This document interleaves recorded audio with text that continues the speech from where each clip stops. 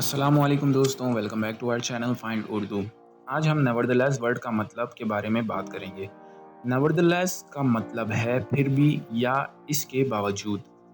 इस वर्ड को हम जब इस्तेमाल करते हैं जब कोई बात या सिचुएशन मायने में मुश्किल हो लेकिन फिर भी कुछ कहना या करना ज़रूरी हो। मसलन अगर मैं कहता हूँ the weather was terrible, nevertheless we decided to go for a walk. यानी कि मौसम बहुत ख़राब था लेकिन हमने फिर भी सैर पर जाने का फ़ैसला किया। इस वर्ड का इस्तेमाल करते वक्त याद रहे कि ये सिचुएशन के बावजूद कुछ होने की बात करता है।